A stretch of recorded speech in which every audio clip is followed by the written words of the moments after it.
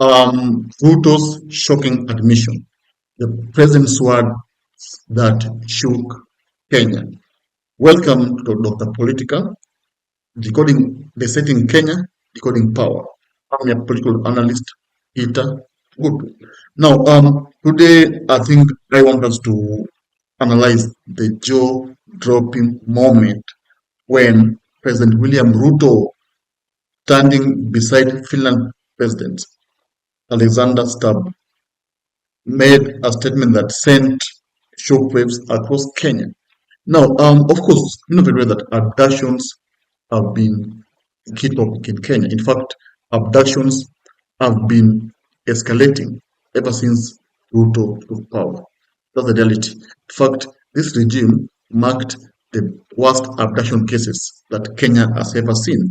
And now, the question that changed everything, and of course confirmed to Kenyans that really, indeed, is a problem in our country.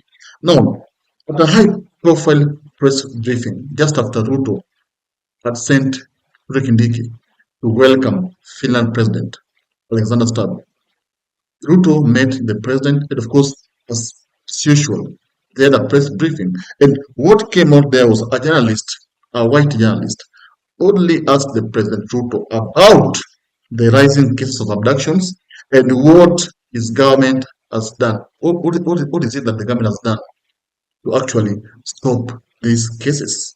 And the answer, I think, is what is not trending. I undertook to the country that being a democracy, and robustly so, that Kenyans must not, as has happened in the past, where Kenyans disappeared and their bodies were found in all manner of places, that will not happen under my administration. I have given clarity and firm instructions that nothing of that kind of nature will happen again, and that it was my commitment as I became president that extrajudicial disappearances of Kenyans will not be part of what we are doing as a nation. Because to confirm, like, it's a problem in Kenya. Now, the room felt that this was a moment to truth. And Ruto said, I have told them to stop. There will be no abductions in my administration. In fact, initially, the president was denying. He doesn't know anything about it. But you see, he was cornered, and he again admitted that indeed there have been abductions, but I have told them to stop. So this is admission of guilt. Yeah? And it's a standing admission. And what did Ruto just say? But of course, you think that Kenyans think that no, the president is not admitting that his government has been maiming Kenyans. And again, the president just confirmed that abductions were happening under his watch. Yeah, that's what's trending. And who is them? Them who they said that he has told them to stop. Who is them? Was he referring to security agencies, rogue operatives, or hidden forces?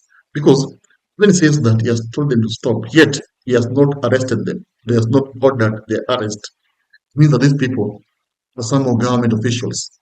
That's what it means. Because Justin Muturi, the ex-speaker, ex-minister, had a bone to pick with Ruto. Why did Justin Muturi have bone to pick with Ruto? Because his son was abducted, and I think Muturi all along knew that the government was responsible for abduction. Because as soon as his son was abducted, what did he do? He went to State House. In fact, he persuaded the president to call Nurin Haji to, of course, release his son. And of course that happened. So it shows that when Muturi has been adamant, he's been saying it over and over. In fact, his claim led him, removed from the cabinet. And Ruto had to replace him because Muturi was attacking his boss. That's how they were putting it. And now, the matter has come again to haunt William Ruto. And the political fallout, I'm actually in shock. And again, human rights activists erupted, demanding accountability, of course. Abductions is against human rights. And again, opposition leaders seized the moment, calling those words admission of guilt. Kalonzo Musyoka, as soon as Ruto gave the answer, he came out and said, now the president is admitting that indeed all this is happening under his watch. So what is next? What is next? Will Ruto clarify his statement, or will this moment hound his presidency?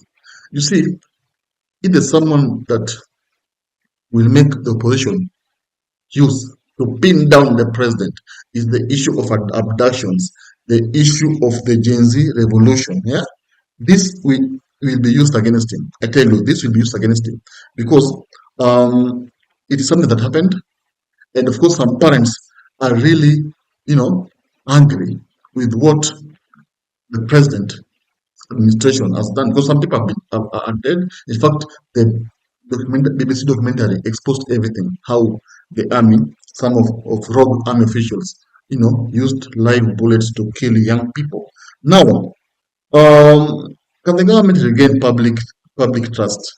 Do you think the government? Do you think what do you think Ruto can do so that the public can trust its leadership again? Join me as we dissect Kenya's power struggles, expose the hidden forces at play, and analyze what this means for Kenya. It is to the political, and the game has just begun. Thank you.